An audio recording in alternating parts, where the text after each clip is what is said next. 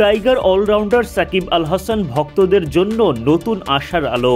আনুষ্ঠানিকভাবে সকল প্রক্রিয়া সম্পন্ন হচ্ছে একে একে।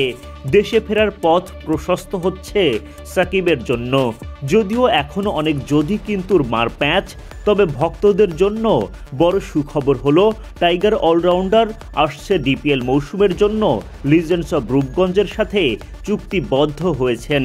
তার পক্ষ থেকে দল বদলের আনুষ্ঠানিকতা সম্পন্ন করে ক্লাব কর্তৃপক্ষ।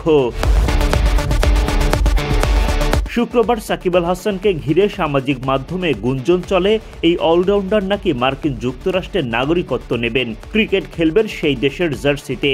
কিন্তু পরে নিশ্চিত হওয়া যায় বাংলাদেশ বাদে অন্য কোনো দেশের হয়ে খেলার কোনো ভাবনা নেই তার।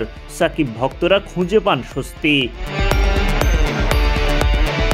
শনিবার আরেক দফা নতুন স্বপ্ন দেখার সুযোগ পেলেন এই অলরাউন্ডারের ভক্তরা। ডিপিএলের 2024-25 মৌসুমের জন্য দলবদল করলেন সাকিব আল হাসান। সব ঠিক থাকলে নিজের পুরনো দল লিজেন্ডস অব রূপগঞ্জের হয়ে খেলবেন তিনি। দেশের বাইরে অবস্থান করায় তার হয়ে সিসিডিএমে প্রয়োজনীয় কাগজপত্র দাখিল করে ক্লাব কর্তৃপক্ষ। ডিপিএল দলবদল তো সম্পন্ন হলো, ফলে সাকিবের দেশে ফেরা নিয়ে নতুন করে আলোচনা শুরু। এর আগে সবশেষ বিপিএলে চিটাগং কিংসের হয়ে নাম লিখিয়েও দেশে ফিরতে পারেননি টাইগার অলরাউন্ডার।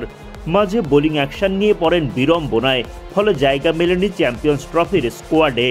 সবজি খেয়ে মনে বাজে তালে কি মিশিয়েছো পুরো বাটি খালি? রাধুনি শাক মিশালি, রাধুনি শাক মিশালি, স্বাদ হবে দুর্দান্ত।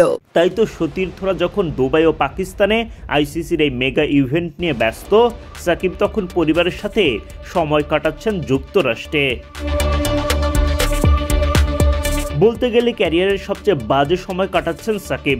গেল বছরের 5 আগস্ট রাজনৈতিক পট পরিবর্তনের পর দেশে ফেরা হয়নি এই অলরাউন্ডারের।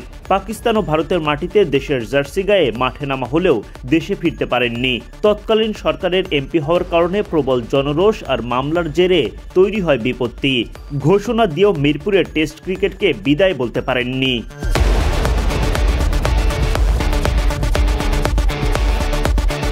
সাকিবের দেশে ফেরা নিয়ে যেমন জনরোষ আছে, তেমনি অগণিত ভক্ত অপেক্ষায় প্রিয় তারকাকে দেশের মাটিতে দেখতে। দক্ষিণ আফ্রিকা সিরিজ কিংবা বিপিএলে যেটা সম্ভব হয়নি, এবার কি ডিপিএলে সম্ভব হবে? কোনো সবুজ সংকেত পেয়েই কি দলবদল সম্পন্ন করলেন এই অলরাউন্ডার? প্রশ্নগুলোর উত্তর সময়ই বলে দেবে।